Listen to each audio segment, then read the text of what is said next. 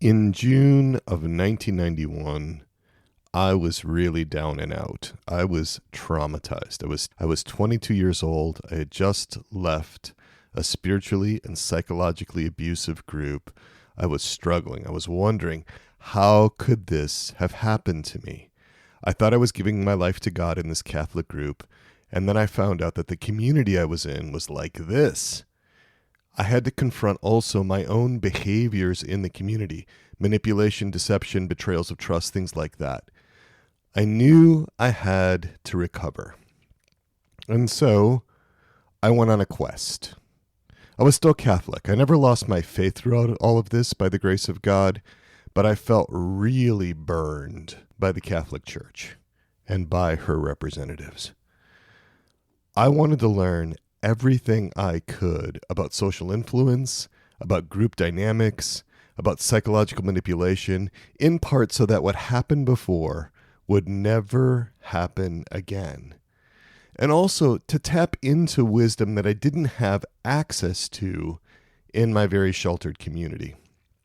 In short, I was on a quest to find out the best of what secular psychology had to offer. In those days, I still would have gone to a Catholic graduate program in clinical psychology if one existed, but that was long before the Institute for Psychological Sciences. That was long before Divine Mercy University. There wasn't really anything available. So off I went to graduate school looking for answers. And today, I want to give you what I wish I would have found, what wasn't available by and large in 1991 when I was looking, but what has developed over the last 30 years. I want to share with you the best of what secular psychology has to offer in terms of human well-being, in terms of mental health.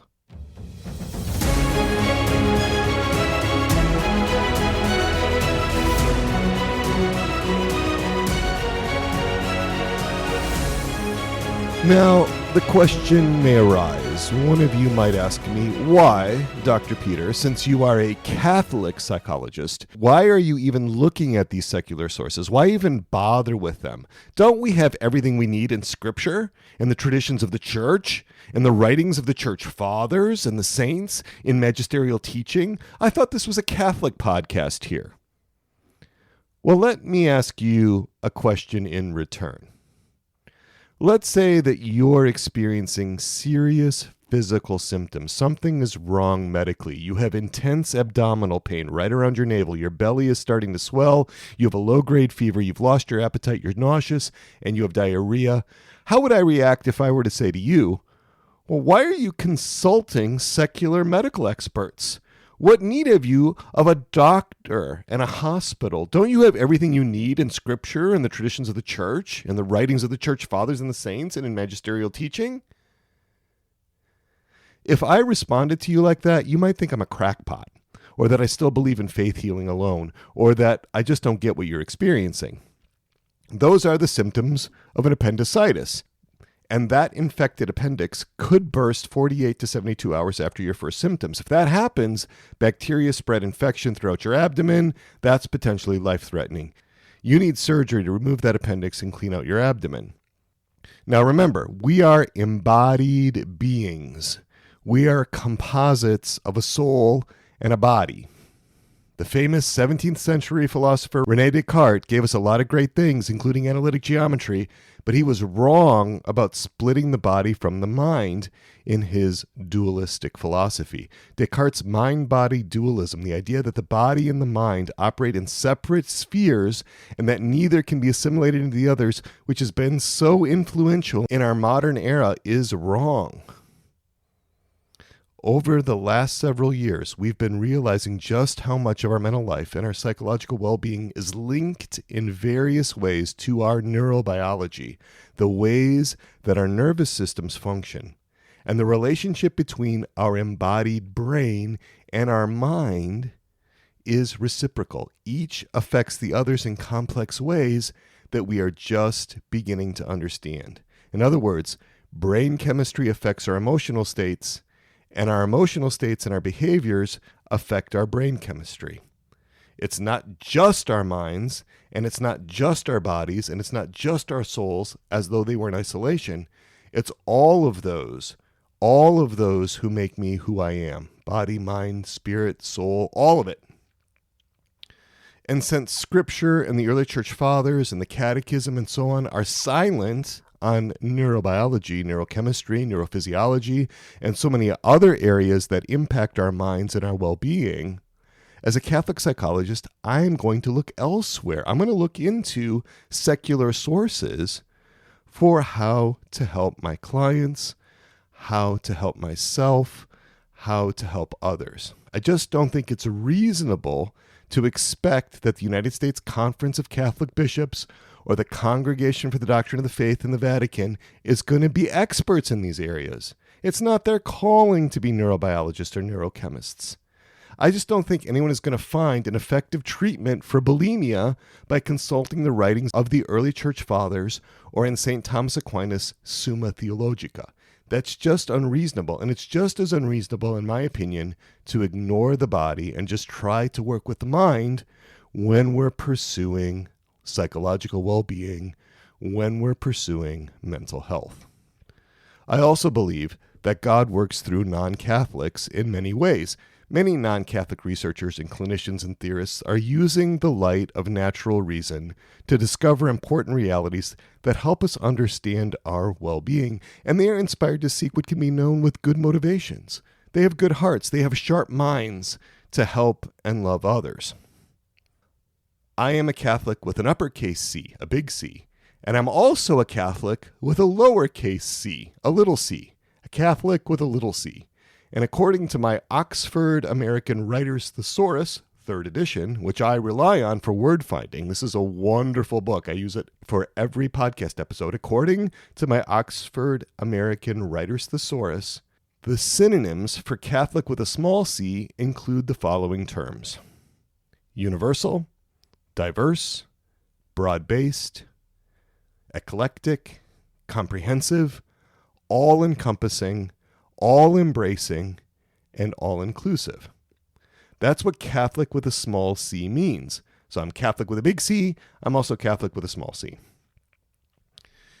And one final point about why I look to secular sources. The Church herself encourages me to look to all branches of knowledge and glean what is best from them. This is from the Catechism of the Catholic Church, paragraph 159. Quote, "Though faith is above reason, there can never be any real discrepancy between faith and reason. Since the same God who reveals mysteries and infuses faith has bestowed the light of reason on the human mind, God cannot deny himself, nor can truth ever contradict truth. Consequently, methodological research in all branches of knowledge, provided that it's carried out in a truly scientific manner and does not override moral laws, can never conflict with the faith, because the things of the world and the things of the faith derive from the same God. The humble and persevering investigator of the secrets of nature is being led, as it were, by the hand of God in spite of himself, for it is God, the conserver of all things, who made them what they are." And even more to the point, we have this quote from the Vatican II document, The Pastoral Constitution of the Church in the Modern World, paragraph 62, which reads as follows. "In pastoral care, sufficient use must be made not only of the theological principles, but also of the findings of the secular sciences, especially of psychology and sociology, so that the faithful may be brought to a more adequate and mature life of faith." Right? So we are called to use these other resources. And finally, I will say that considering the whole person, soul, spirit, mind, and body, all of the person, when you consider all of the person, it is so much more helpful in the process of recovery than just splitting off the mind and working with it alone, or just trying to work with the mind and the soul but not the body. So there are pragmatic considerations, there are practical aspects to this. I like to practice psychology in ways that actually work.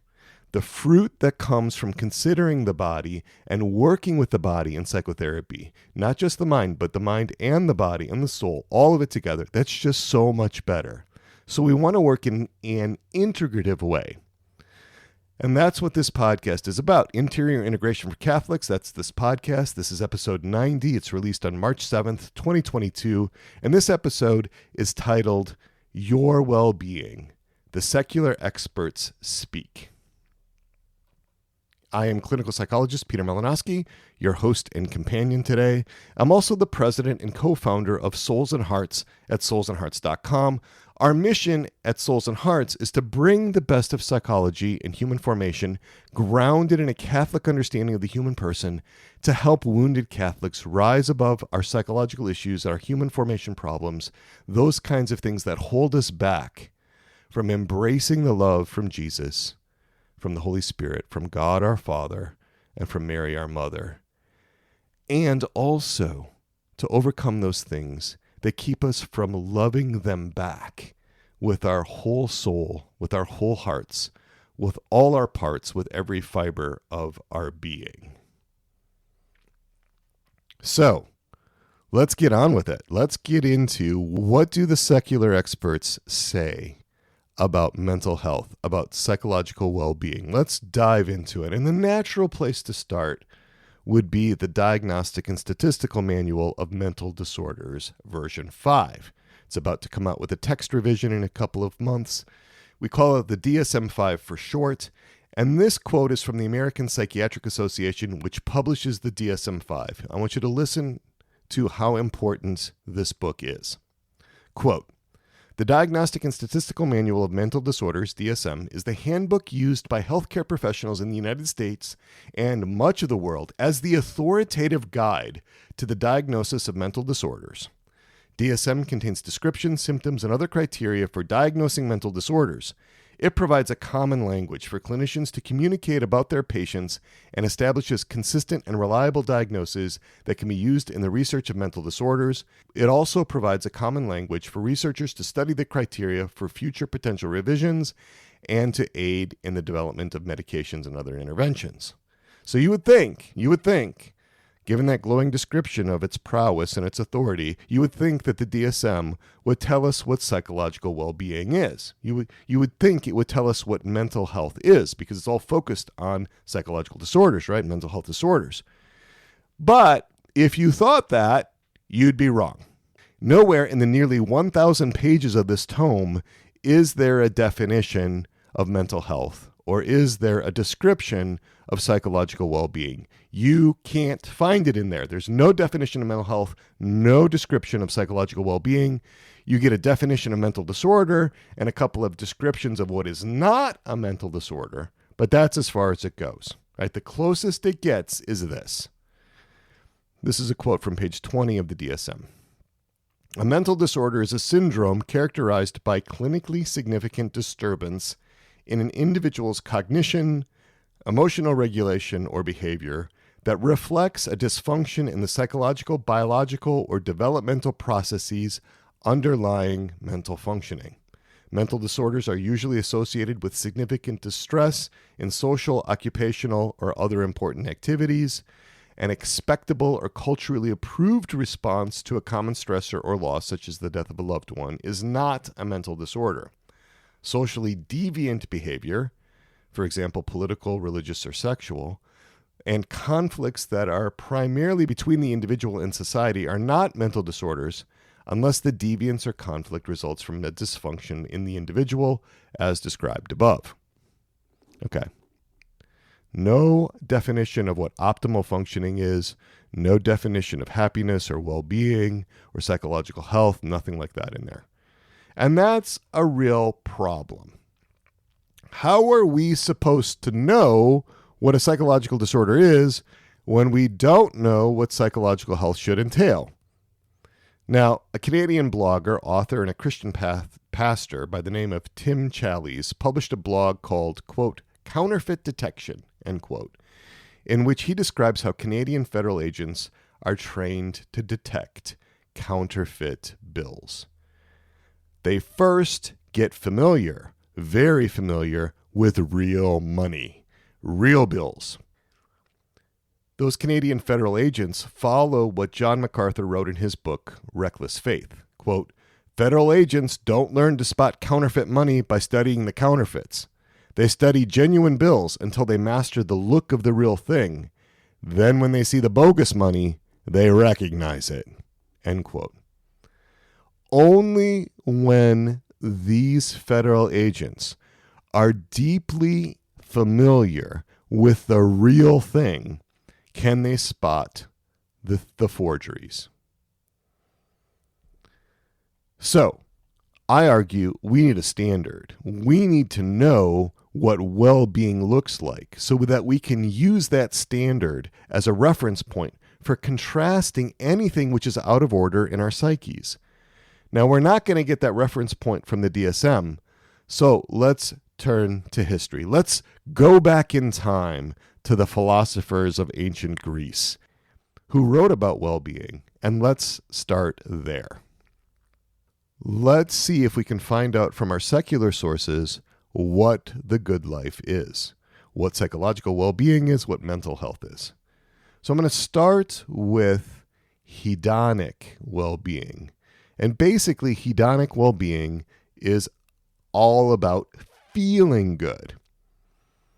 And Aristippus, a Greek philosopher from the 4th century BC, argued that the primary and ultimate goal in life should be to maximize pleasure. Aristippus was all about maximizing pleasure. And English philosophers Thomas Hobbes in the 17th century and Jeremy Bentham in the 18th century, who crossed into the 19th century, they also embraced hedonic well-being. Well, let's get into what this is. You know how big I am into definitions here, so let's define hedonic well-being. Well, according to Ryan and Deci in their 2001 article on happiness and human potentials, a review of research on hedonic and eudaimonic well-being in the Annual Review of Psychology, they say that hedonic well-being, quote, focuses on happiness and defines well-being in terms of pleasure attainment and pain avoidance.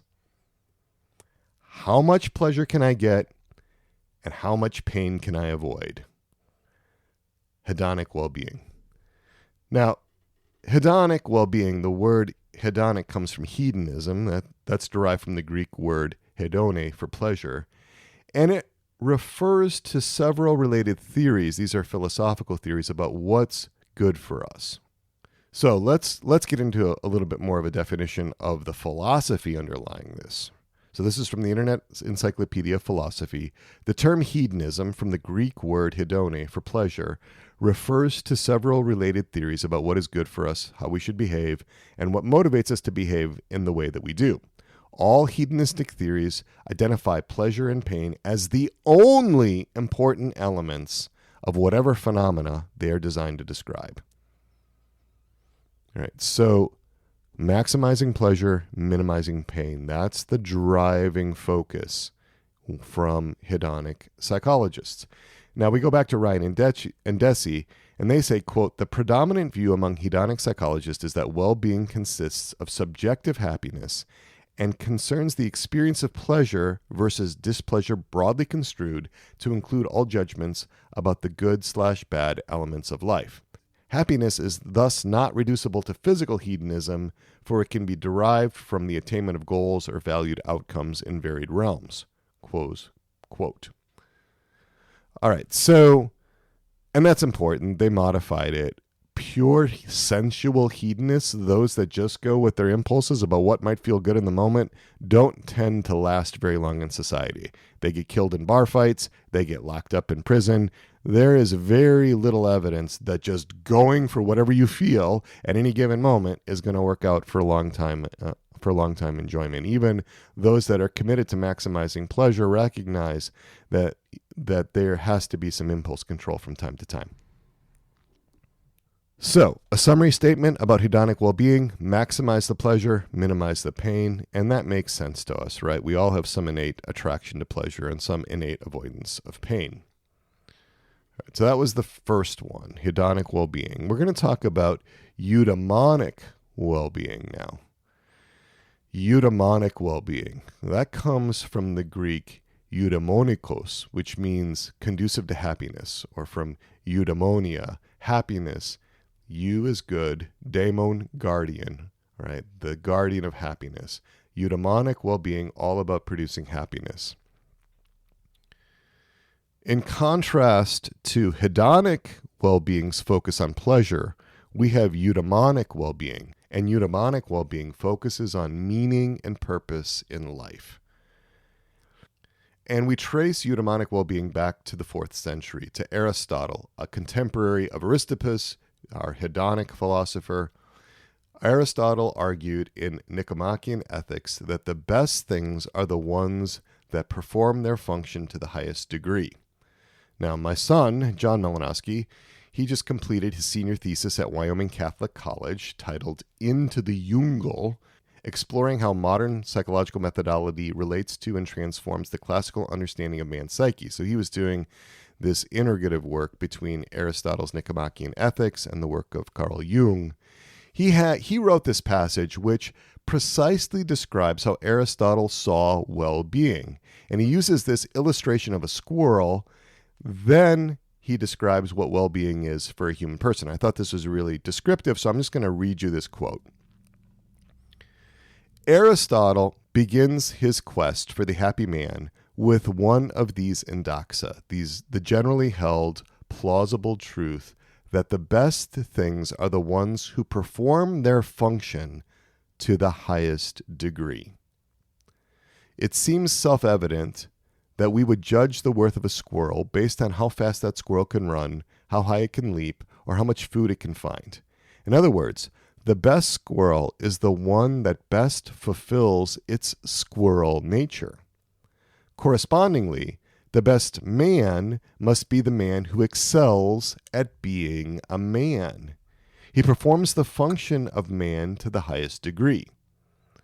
While man has many functions which he shares in common with plants and animals, life, growth, sensation, and so on, he has one particular ability which is unique to him, the ability to reason. Since this higher faculty distinguishes and elevates man above the lesser beings below him, Aristotle claims that it must be the most important aspect of his soul, the characteristic function of man. Quote, we posit the work of a human being as a certain life, and this is an activity of soul and actions accompanied by reason, end quote. Since, quote, each thing is brought to completion well in accord with the work proper to it, end quote, it follows that, quote, the human good becomes an activity of the soul in accord with virtue, and if there are several virtues, then in accord with the best and most complete one. This is Aristotle's brief summation of the human good, or happiness. So in short, the truly virtuous man has ordered his soul to the fullest extent. Not only are all his actions ordered toward reason and the good, but all his inclinations point him toward these properly ordered actions as well. Okay, so basically, Aristotle argues that the happy man, the blessed man, the good man, is the one who fulfills his function as a man, which is to reason.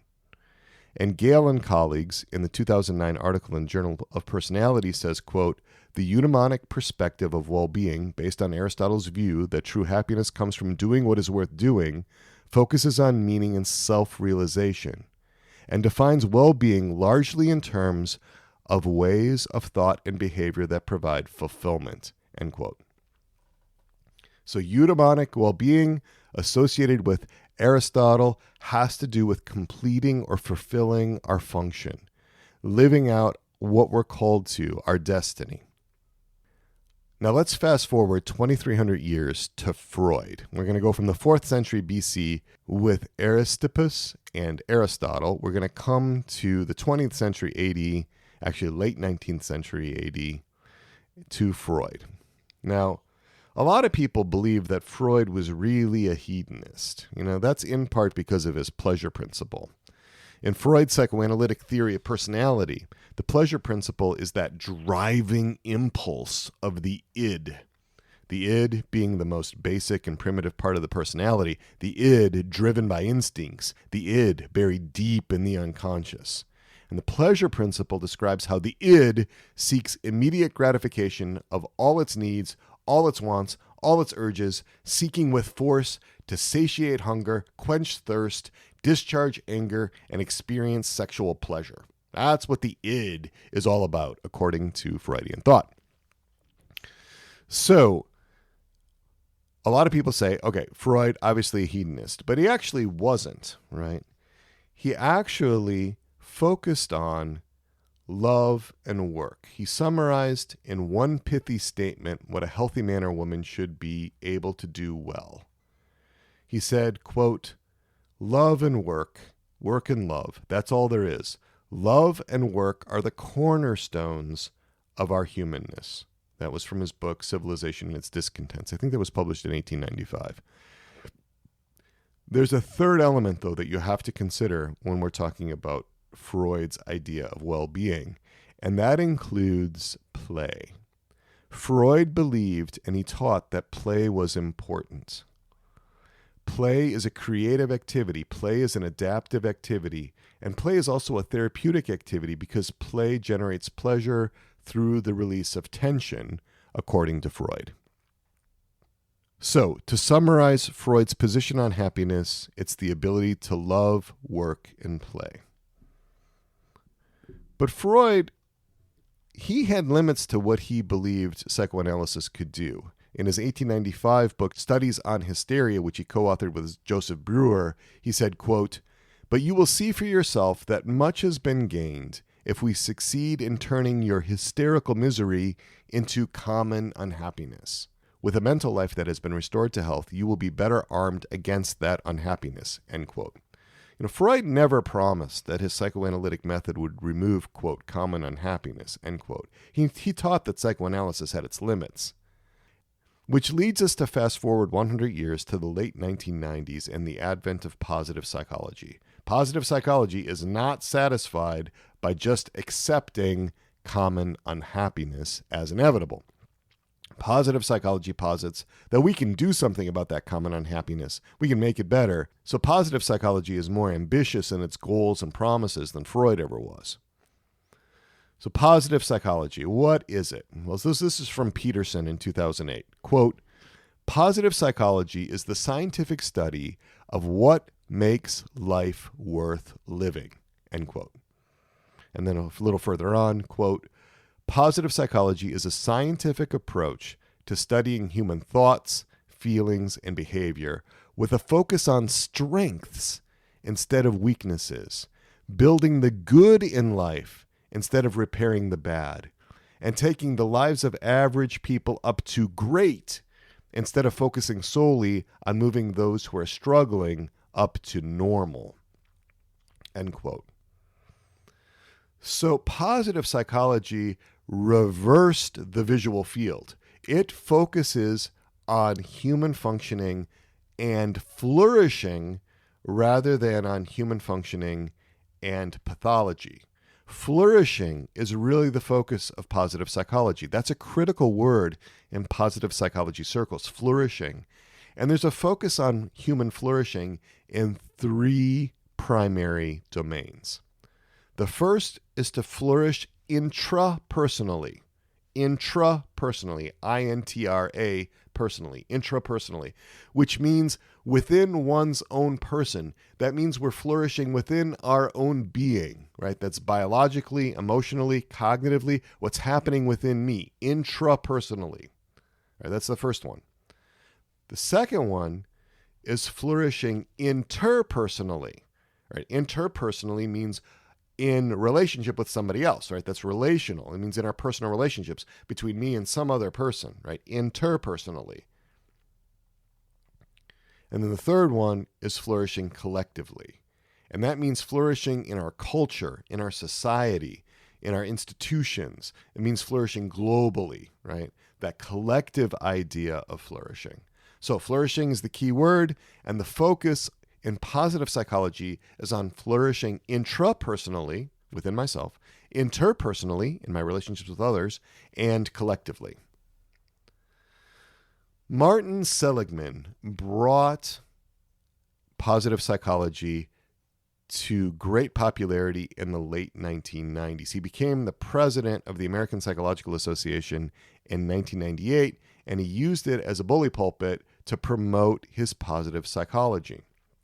Martin Seligman, in his 2002 book called Authentic Happiness, Using the New Positive Psychology to Realize Your Potential for Lasting Fulfillment, he details 4 different forms of what he calls the good life.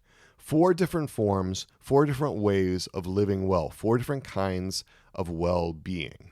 And I really have a lot of respect for positive psychology in this particular area because they're trying to define what the standard is. They're trying to give us what the authentic dollar bill looks like so that we have something to compare the counterfeits to. We have something to compare the ones that are disfigured or disformed to, right? He's trying to give us that standard. So 4 different ways of living well, 4 kinds of well-being, and these are the pleasant life, the good life, the meaningful life, and the full life. Right. First, the pleasant life. Second, the good life. Third, the meaningful life. And fourth, the full life. We're going to go through each of these starting with the pleasant life.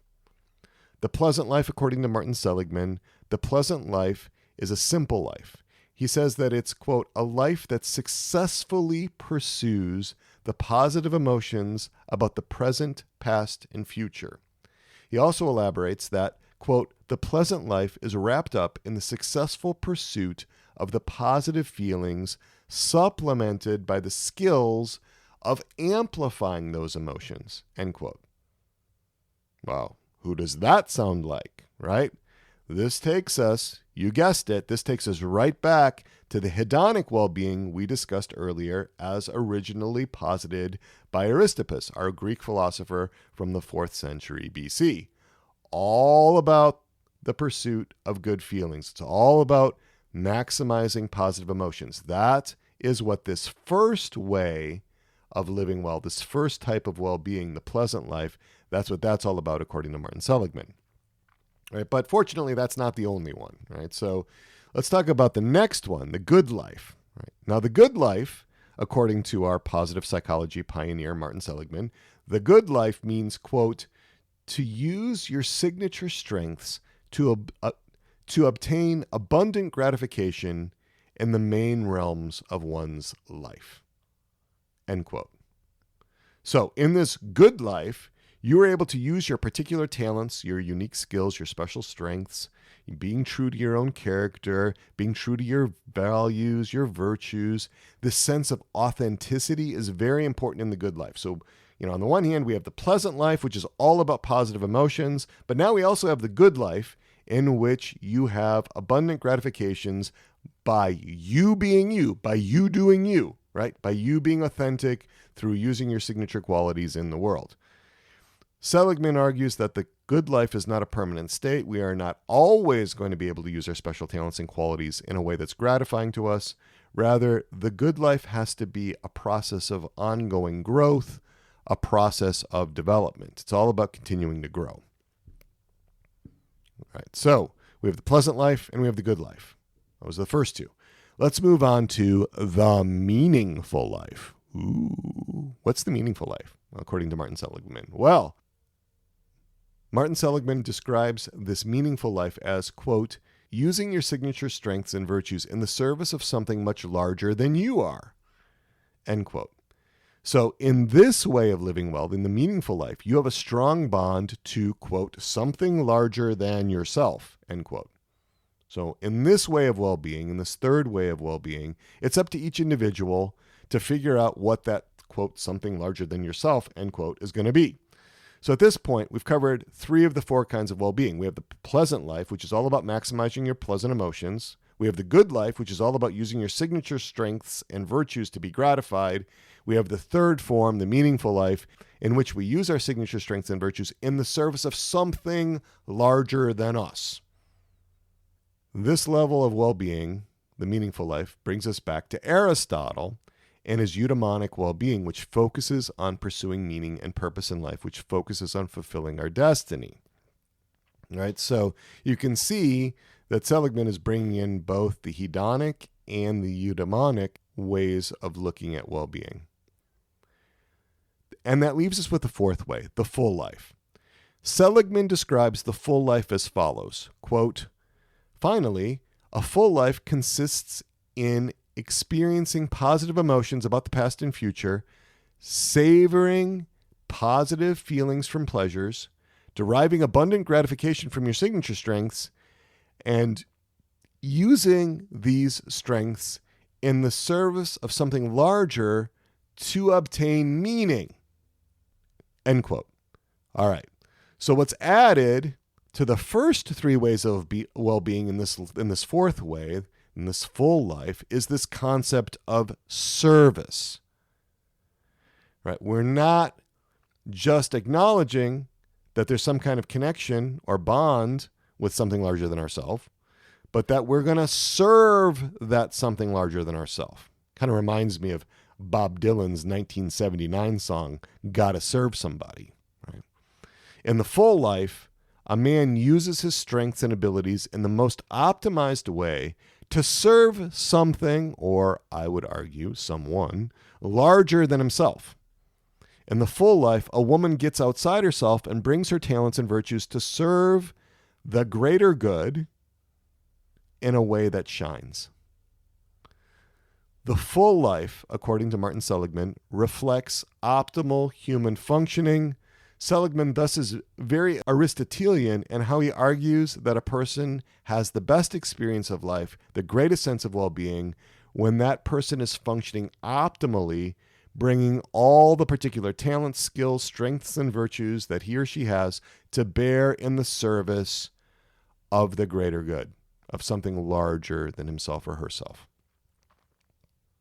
All right, so those are the four different forms of well-being: the pleasant life, the good life, the meaningful life, and the full life. And you'll notice that the full life encapsulates all of them, bringing in that last element of voluntary service to the greater good, or voluntary service to something larger than ourselves. Now, those of you that are thinking along Catholic lines might have already substituted God in there, right? That wasn't lost on some of his colleagues. Some of the criticisms of positive psychology have come from psychologists and others who think that there's too much religion getting sort of built into this. So Martin Seligman has taken some flack about that. But it is open to being reconciled in various ways with a Catholic understanding of the human person. I really appreciate positive psychology's efforts to refocus psychology on wholeness and wellness, not to just focus on illness and disorder and weakness and problems, but to focus psychology on wholeness and wellness. And Lindsay Oates and Laura Mossman, in Chapter 2 of their book, Wellbeing, Recovery, and Mental Health, give us an A to Z list of the positive aspects that positive psychology focuses on. And I just thought I'd run through this real quick with you. Right? Altruism, accomplishment, appreciation of beauty and excellence, authenticity, best possible selves, character strengths, coaching, compassion, courage, coping, creativity, curiosity, emotional intelligence, empathy, flow, forgiveness, goal setting, gratitude, grit, happiness, hope, humor, kindness, leadership, love, meaning, meditation, mindfulness, motivation, optimism, performance, perseverance, positive emotions, positive relationships, post-traumatic growth, psychological capital, purpose, resilience, savoring, self-efficacy, self-regulation, spirituality, the good life, virtues, wisdom, and zest. Right? A to Z. So, what are the goals again? What was Martin Seligman looking to do with positive psychology? To increase human strength, to make people more productive, to nurture the genius and foster greater human potential. Martin Seligman called for research on human strength, on human virtues, and he asks the question, how do human beings flourish at the individual level, the community level, and the societal level? Very influenced, I would argue, by positive philosophy, very influenced by the Enlightenment, so there can be some issues there. But there's an emphasis within positive psychology to look at and to measure, to actually study what kind of interventions actually work. And so here are different interventions that have been found in empirical research to improve levels of happiness and well-being. Right, so the first one, best possible self, writing about yourself at your best, remembering yourself at your best. Second one, forgiveness. And I find this really interesting that forgiveness is included here. Robert Enright has done a lot of research in this area. There's a focus on letting go of anger, resentment, and bitterness to those who have caused me pain. And there's kind of three things that forgiveness approaches tend to focus on. First of all, getting a more balanced view of the offender. Second, reducing negative feelings toward the offender and possibly increasing compassion toward the offender. And third, relinquishing the right to punish the offender or to demand restitution. So those things help people to actually have a deeper sense of well-being. Third thing, increasing gratitude. And they have very specific protocols for this, and that includes finding things to be thankful for in your life, reflecting on your blessings, expressing gratitude in a variety of ways. Gratitude, that's the expression of appreciation for what I have. And research shows many positive psychological benefits accrue to those who are deliberately practicing gratitude. So the fourth one, fostering optimism, and this is fostering that tendency to anticipate favorable outcomes. This is the idea that things are going to work out. The glass is half full. And the idea is that optimism can be learned. It can be practiced, it can be developed, and that when it is practiced and developed, people feel better. The fifth one, cultivating mindfulness. And the definition from Kabat-Zinn of mindfulness in this context is, quote, the awareness that emerges through paying attention on purpose in the present moment and non-judgmentally to the unfolding of experience moment by moment, end quote. Other things have also been measured, right? Listening to uplifting music 3 to 4 times a day. That has been shown to improve a sense of well-being. And then, of course, there's positive psychotherapy. Another intervention shown to be effective for increasing well-being is savoring. And Smith and colleagues in 2014 write that savoring can be past-focused, reminiscing about positive experience, present-focused, savoring the moment, or future-focused, anticipating positive experiences yet to come. And then the final one is self-compassionate writing. And this is really being gentle with yourself in your journal or in your diary. Okay, so we have those: best possible self, working on forgiveness, increasing gratitude, fostering optimism, cultivating mindfulness, listening to uplifting music, going to positive psychotherapy, savoring, and self-compassionate writing. Now, I'm going to bring up another diagnostic system. I've mentioned this one before. This is the Psychodynamic Diagnostic Manual. And this is a diagnostic system based on psychodynamic thinking. And here's a quote from the back cover. Quote, now completely revised, over 90% new, this is the authoritative diagnostic manual grounded in psychodynamic clinical models and theories. Explicitly oriented toward case formulation and treatment planning, PDM2 offers practitioners an empirically based, clinically useful alternative or supplement to the DSM and ICD categorical diagnoses. And on page 3 of the Psychodynamic Diagnostic Manual 2, the PDM2, we get this quote. A clinically useful classification of mental disorders must begin with a concept of healthy psychology. Mental health is more than simply the absence of symptoms. Just as healthy cardiac functioning cannot be defined as an absence of chest pain, healthy mental functioning is more than the absence of observable symptoms of psychopathology, end quote. And there we're getting back to our example of, having a standard. Because the PDM2 is based on a theory of human functioning, it's based on an understanding of the human person, it can go a lot further in describing what healthy psychology looks like than the DSM-5, which purports to be atheoretical. So how does the PDM2 do this? Well, there are 3 major axes, 3 major dimensions that the PDM looks at in trying to understand how a person is doing. Right? The first axis is personality organization. The second is mental functioning. And the third is symptom patterns. So personality organization, this is called the p-axis. It asks the question, what level of personality organization does the person have? Are they organized in the psychotic range, the borderline range, the neurotic range, or the healthy range? Right? So this is sort of an overall classification about what kind of personality organization is there, how much developmental maturity is there in the personality. So that's the first part of it. And the second part of it asks the question, what personality style or what personality pattern does a person have? And so there are all these descriptors, right? There's depressive personality styles, hypomanic personality styles, masochistic ones, dependent ones, anxious avoidant ones, obsessive compulsive ones, schizoid ones, somatizing ones, hysteric and histrionic ones, narcissistic ones, paranoid ones, psychopathic ones, sadistic ones, borderline ones. Basically, the PDM2 argues you've got one of these styles and you could be in the healthy range. So, you've got this, and it sort of characterizes the particular form of your defenses and your thinking and your emotional regulation and your understanding of self and how you connect with others and so forth. So there's this idea that there's the overall level of personality organization and then the particular personality style that you have. So that's the p-axis. On the m-axis, that's the axis of mental functioning.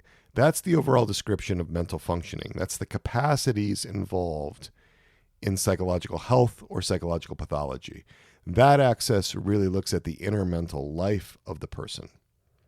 And then the S-axis is the symptom patterns axis, which looks at emotional states, cognitive processes, bodily experiences, relational patterns. It looks at the person's personal experience of his or her difficulties. And that one corresponds more to like the standard DSM or ICD diagnostic systems. Now, within the Psychodynamic Diagnostic Manual 2, there is a psychodiagnostic chart by Robert Gordon and Robert Bornstein. It's downloadable. And it really does start to get us into some descriptors of what healthy personality function looks like. So remember, on that p-axis, there are basically four major categories: psychotic, borderline, neurotic, and healthy. Right? Then it also looks into what are the different, personality styles. That's less important right now. But if you are in the healthy range, what does that mean? What does the PDM2 tell us that somebody who's functioning well looks like? So here we have a major diagnostic system that's going to tell us, what it looks like to be healthy. Ooh, that's good. That's good. All right, so let's take a look. So somebody in the healthy range of personality organization, according to the PDM2 on the psychodiagnostic chart, is able to understand himself or herself in complex, stable, and accurate ways, to be able to maintain intimate, stable, and satisfying relationships, to use more healthy defenses and coping strategies such as anticipation, self-assertion, sublimation, suppression, altruism, and humor, to appreciate, if not necessarily conform to, conventional notions of what is realistic. The life problems of somebody in the healthy personality organization range rarely get out of hand, and there is enough flexibility to accommodate challenging realities. So that's the p-axis. Now, on the m-axis, what does somebody that's looking healthy look like? Well, in their cognitive processes, they have the capacity to regulate their thinking and their attention and their learning well. They also have the capacity to communicate thoughts to others. As far as their emotional processes, they're able to experience the full range of emotions and to regulate their emotions well. They're able to understand their own emotions, and they're able to communicate their emotions to another person. Within this third area, identity, which deals with the question, who am I? They have a capacity for differentiation. They have a solid sense of being psychologically separate from others, not fused with them, not enmeshed, not codependent, and also not just distant, right? They can be in relationship. They can regulate their self-esteem, and they are aware of their internal experience. And in the fourth dimension, relationships, they have the capacity for relationships. And more than that, they have the capacity for intimacy. And then in the fifth domain, defenses and coping, they have impulse control. They can regulate their impulses. They don't have to just act them out. They're able to use effective coping strategies. They can use humor instead of extreme denial. They can adapt. They can reflect on how they deal with specific stressors going on in life right now. And they have resilience. They have resilience as a trait.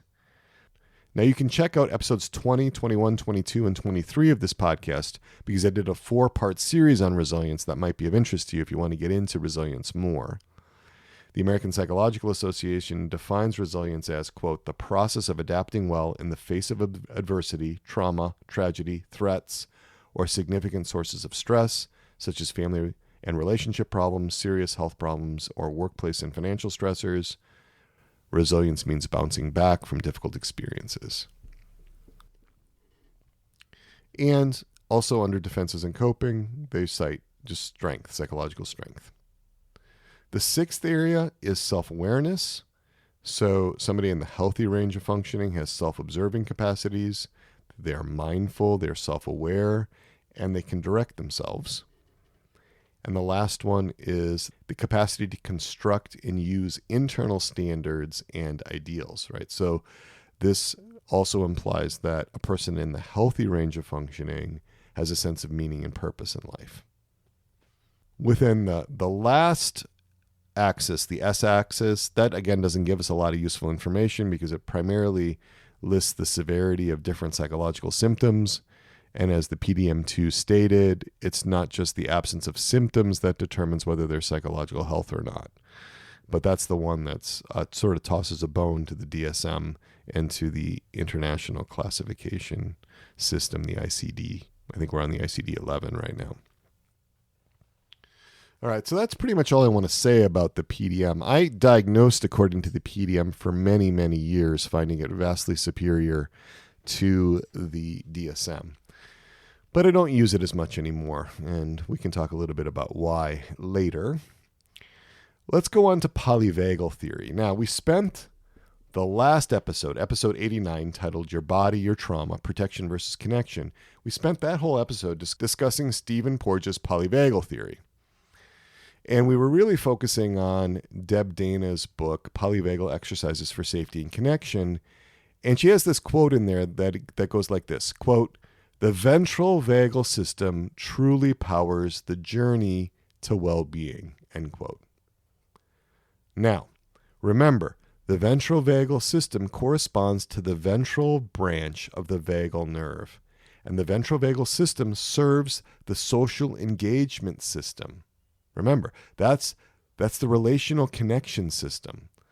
The ventral vagal nerve dampens the body's regularly active state, and the ventral vagal nerve allows activation of the autonomic nervous system in a nuanced way that offers a different quality than just sympathetic activation.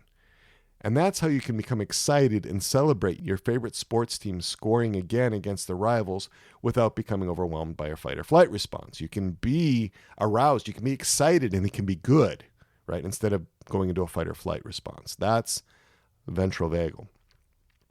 So what is it like to be in a ventral vagal state? The ventral vagal state in polyvagal theory is the positive state. And again, it's not just the absence of being in sympathetic hyperarousal when you're in fight or flight. It's not just the absence of being in a dorsal vagal hypoarousal shutdown or freeze state. It's more than just those two systems being downregulated. When the ventral vagal system is being activated, there's all kinds of positive properties. All right, so let's start talking about what it's like to be in a ventral vagal state, because polyvagal theory is all about getting into that ventral vagal state. So what kind of physical responses do we have when we're in a ventral vagal state? We have reduced heart rate, we have steady breathing, we have relaxed digestion, we have the capacity for rest and recuperation, we have a sense of vitality, we have blood circulation that goes all the way to our extremities, and we have reductions in stress. What about psychological responses to being in this ventral vagal state? We have a sense of calm, a sense of being safe, a sense of feeling grounded, a sense of joy and mindfulness, and an ability to be very much in the present moment. That's kind of psychological sense of what it's like to be in that ventral vagal state. Well, what about our relational responses? What's that like when we're in a ventral vagal state? Well, in a ventral vagal state, we have a desire for connection with others. We have a genuine interest in others. There's openness and receptivity in our relationships. There's an acceptance of and an embracing of vulnerability. There's empathy and compassion for others. Oxytocin is released, and that stimulates social bonding when we're in that ventral vagal state. We have the ability to be related to and to connect to others without anxiety. So this ventral vagal state, it changes the way we look and sound to others. For example, the tone and rhythm of my voice is more inviting when I am in a ventral vagal state than when I am in one of these sympathetic hyperarousal states where I'm in fight or flight, or when I'm in a dorsal vagal shutdown state of freeze response. And if you'll remember, the story, the narrative that goes on when somebody's in a ventral vagal state is that, hey, I'm in a good place. I can be loved. I can love others. I can connect with others. There's good in the world. Life is so worth living. I want to share joy and peace and even sorrow and challenges with other people. I want to be connected. This is a good world. I'm glad to be here. That's the narrative of somebody who's in a ventral vagal state. So polyvagal theory is going to focus specifically on the regulation of your nervous system in assessing your well-being. The more you can be in a ventral vagal state, whether you are resting or excited, the better. And they can actually measure this by looking at the reactivity, looking at the patterns of neural firing in your nervous system. So for those therapists who use polyvagal theory, there's a focus on resetting the autonomic nervous system, helping in a bodily way, helping a person to get back to a ventral vagal state. So just quickly, we're going to contrast that to the sympathetic fight or flight response and the dorsal vagal shutdown response, right? So what does it look like when we're not in that state? And we go into this in more detail in the last podcast episode, episode 89, but I'm just going to review it now. So let's go to fight or flight, right? In fight or flight, we're all about survival now. Physical responses. The body is mobilized for action. We're ready to run. We're going to make efforts to escape. There's hypervigilance. The body goes on high alert. Pupils dilating, letting more light. There's very high levels of energy in this state. There's an adrenaline rush. Muscles get tense. Blood pressure rises. Heart rate accelerates. Adrenaline releases. Extra oxygen is circulated to the vital organs. Digestion decreases, and immune response is suppressed. Psychological responses. Emotional overwhelm. Usually worry, moving on to anxiety, to fear, and then to panic, or frustration, to irritation, to anger, to rage. We can become confrontational. We can become aggressive in our relationships. We're scanning for threats, and our capacity for complex, flexible reasoning is very much reduced. It leads to confusion. There's no sense of safety. You start missing the signs of safety and misreading signs of safety. What about the relational responses? Right? How are we in relationship when we're in this fight or flight state? Well, there's a sense of separation. There's isolation from others. We feel cut off. No sense of relational connection anymore. The connection is sacrificed in order to seek greater protection. We could become disconnected from the self. We become disconnected from others. We become disconnected from our culture, from the world. We can become disconnected spiritually. You can't really even see others except through the lens of, are they safe or are they dangerous? And if we don't feel safe, there's no way we can provide a sense of safety for others. And what's the story that goes on in the mind of someone who is in this sense of sympathetic hyperarousal, this fight or flight response? Well, the story is the world is unsafe, people are dangerous, the world is scary, things are falling apart. That is, in a nutshell, what it's like to be in that fight or flight response, that sympathetic nervous system arousal. All right, so when that mobilization doesn't bring resolution to the distress, then the autonomic nervous system takes the final step. Then it goes to the last resort. That's the freeze response.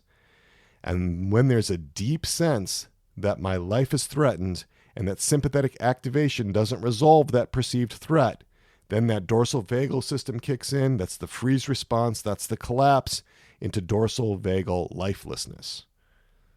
And what do we get in terms of physical responses in that dorsal vagal state? Well, we get a heart rate decreasing, slowing way down. Blood pressure drops. Body temperature decreases. Muscle tone goes flaccid. Breathing becomes shallow. The immune system drops. Pain thresholds increase. There's greater pain tolerance because of endorphin releases that numb pain. There is an immobilization response where you can appear physically dead. Digestion, metabolism slow way down. You go into conservation mode, like hibernating, until the life threat passes.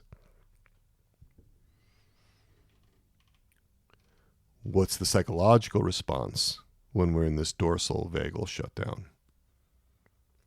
Sense of helplessness, depression, despondency, lethargy, numbing out, disconnection. The thinking becomes very foggy, fuzzy, unclear, cloudy. There's dissociation, like spacing out, feeling disconnected from the present, like untethered, floating, feeling trapped, preparing for death, feeling hopeless, shutting down, becoming psychologically inert or paralyzed, and feeling a deep sense of shame.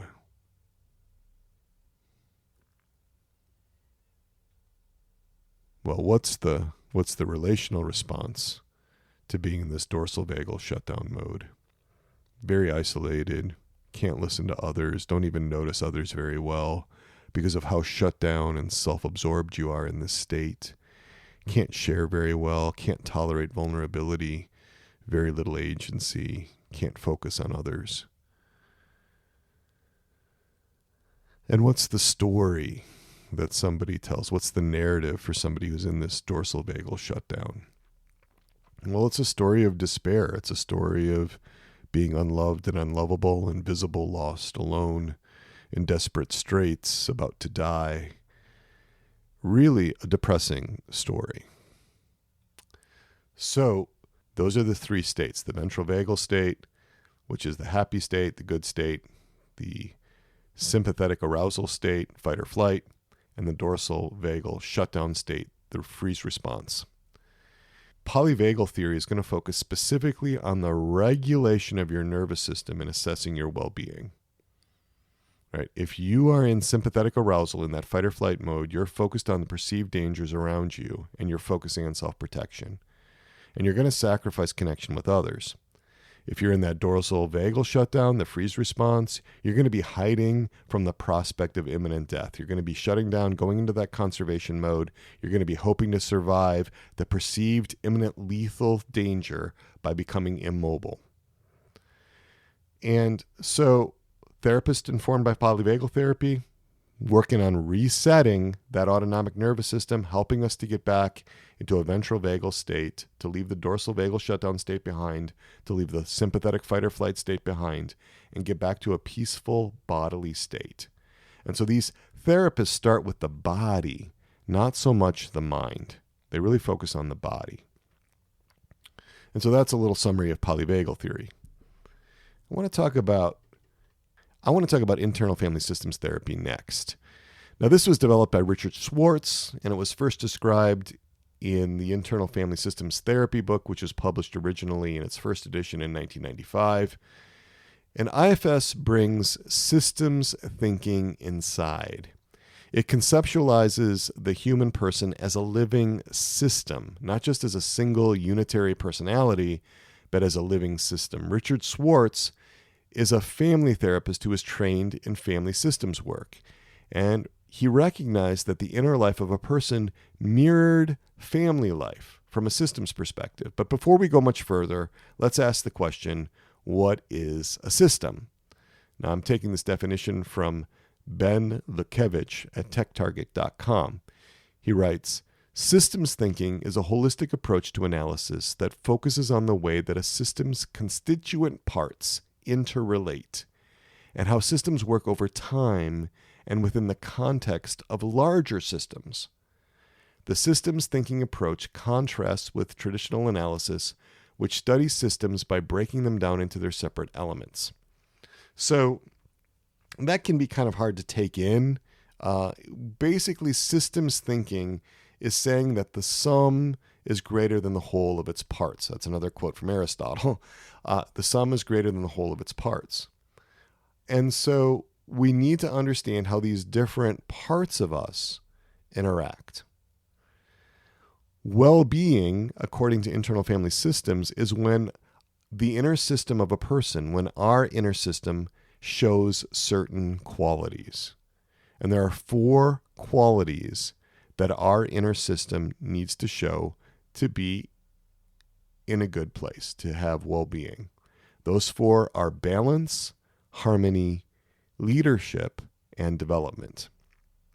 And I'm taking this from Richard Schwartz and Martha Sweezy's book, Internal Family Systems Therapy, 2nd edition. So balance is the degree of influence that each member of the system has on decision-making, whether that influence is appropriate and whether the boundaries are balanced and appropriate within the system. So it's all about boundaries. That balance is about boundaries. The second element, harmony. This is when an effort is made to find the role that each member desires and for which each member is best suited. With harmony, members of the system work together cooperatively, collaboratively, and the harmony of the system allows each member to find and pursue his own vision while fitting that vision into the broader vision of the system as a whole. So, cooperation, collaboration, harmony within the system, as opposed to infighting, polarizations, rebellion, all kinds of internal conflict. The third is that there's leadership, and that one or more of the members of the system must have the ability and the respect from the other members to do the following jobs: to mediate polarizations or conflicts among members of the system, to facilitate the flow of information within the system, to ensure that all members of the system are protected and cared for and that they feel valued and encouraged to pursue their individual visions within the limits of the system's needs. The fourth is to allocate resources, responsibilities, and to influence fairly. The fifth is to provide a broad perspective and a vision for the system as a whole. The sixth is to represent the system in interaction with other systems. And the seventh is to interpret feedback from other systems honestly.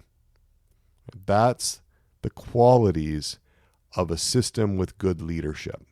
One or more members of the system, they've got to be a leader, and they've got to have the capacity to execute that role of leadership well, or the system will start to deteriorate.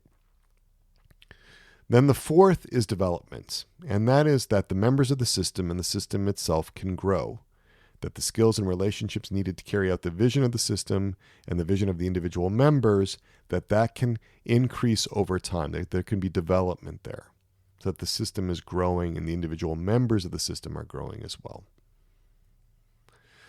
So in the internal family systems, in the IFS model of the person, a person is composed of a body plus parts plus self.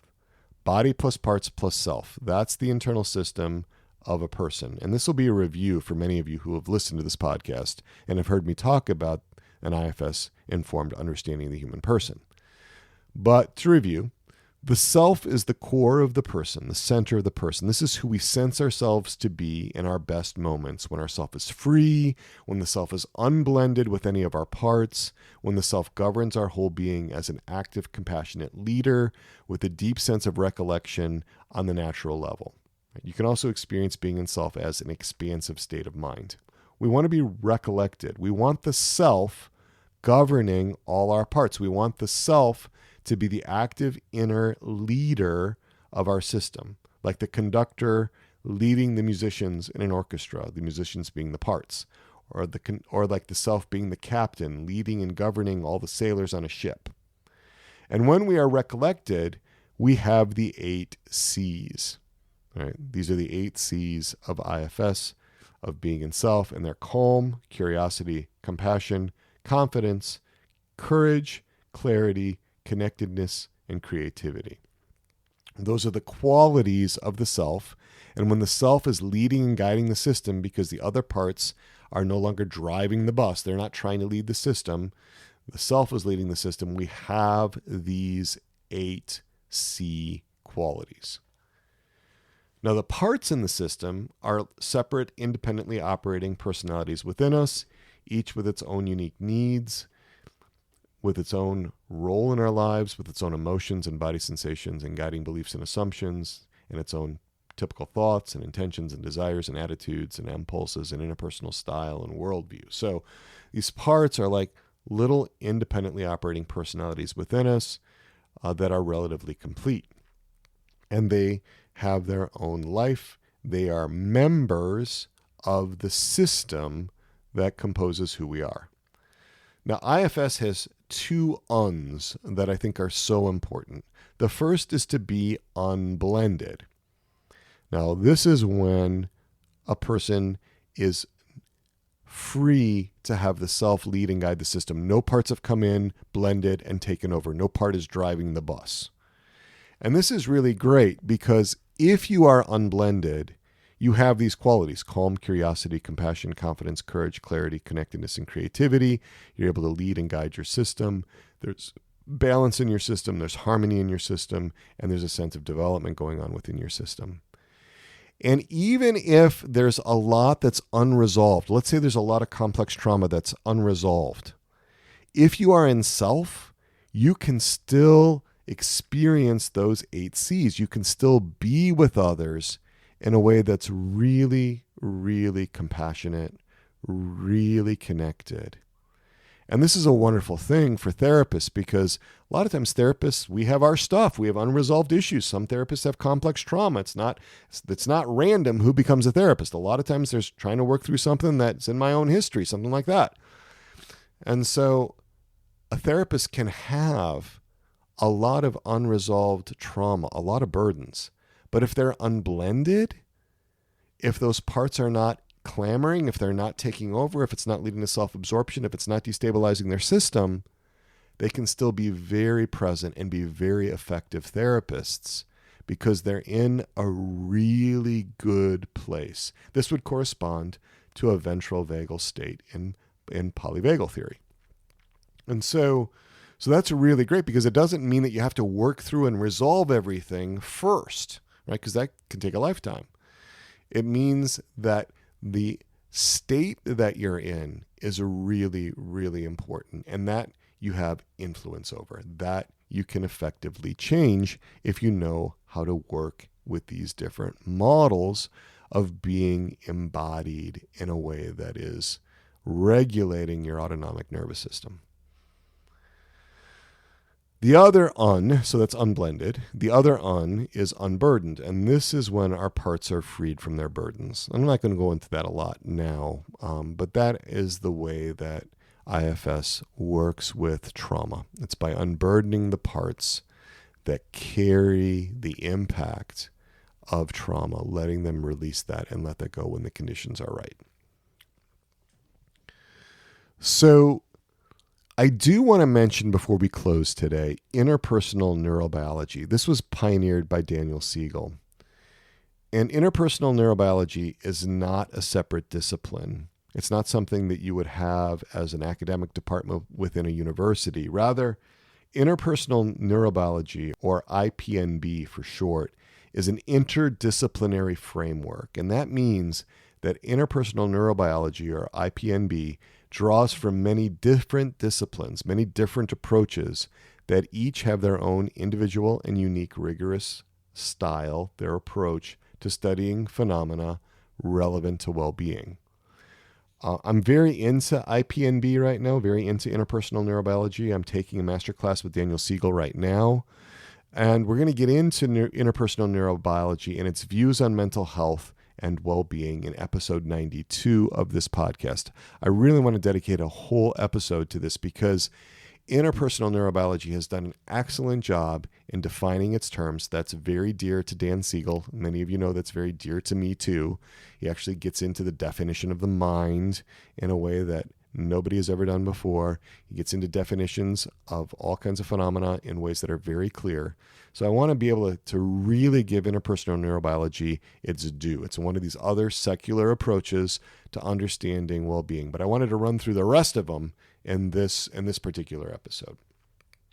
I want to let you know that if you really like these podcasts, you might also really like my weekly email broadcast. Every week, on Wednesdays usually, I send out a weekly email.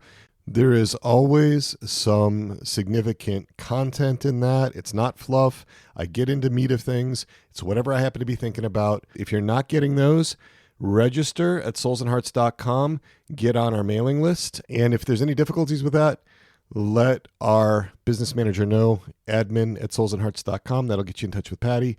She'll take care of you. So, a little view about what's coming up. There's going to be a special bonus Interior Integration for Catholics podcast that's coming out on March 25th. That's the Friday, March 25th, 2022. That's the Feast of the Annunciation. And we're going to have an exciting announcement from Souls and Hearts. This is going to be about a major effort that we are involved in at Souls and Hearts.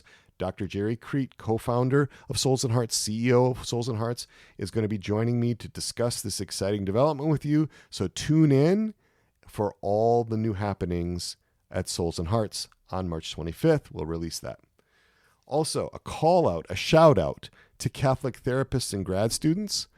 I will be doing a free Zoom webinar from 7:30 p.m. to 8:45 p.m. Eastern Time on Saturday, March 26th, 2022 on internal family systems and loving your neighbor. It's all about how understanding myself and others from an IFS perspective can help us love one another. Any Catholic therapist or any grad student or any Catholic grad student in a mental health field is welcome. It's free to attend. Email our office manager, Patty Ellenberger, at admin@soulsandhearts.com, ADMIN at soulsandhearts.com for a registration link, and we'll get you in for that. It'd be great to see you there. That's going to be really interactive too. There's lots of time for questions and answers and so forth. So a lot about IFS, a lot about a Catholic understanding of the human person, a lot about what it means to love our neighbor. Just a shout out, Dr. Jerry's Catholic Journeyman community has relaunched within Souls and Hearts. Men, you are welcome to join a group of faithful Catholic men seeking restoration, wholeness, and integrity in areas of sexuality and relationship with God, self, and others. Catholic Journeyman is a safe space for men to share burdens, to receive support, and to be nourished by a distinctive program combining the best of behavioral health science, and Catholic spirituality. Check that out at soulsandhearts.com/Catholic-Journeyman. And that's plural, journeyman. soulsandhearts.com/Catholic-Journeyman. Remember, you're a listener to this podcast, and in that sense, we're together. You're with me. I'm with you. You can call me on my cell any Tuesday or Thursday from 4:30 p.m. to 5:30 p.m. Eastern Time for regular conversation hours. I've set that time aside for you, 317-567-9594. That's my cell, 317-567-9594. You can also email me at crisis@soulsandhearts.com. Just a reminder, the waiting list is open for the Brazilian Catholics community at soulsandhearts.com/RCC for our June 2022 enrollment. So much information there. If you love this podcast, if you are really into what we do here, come join us in the Resilient Catholics community. I lead that community, a lot of contact there, a lot of great things happening in that community. And with that, we're going to wrap it for today by invoking our patroness and our patron, Our Lady, our Mother, Untier of Knots. Pray for us. St. John the Baptist, pray for us.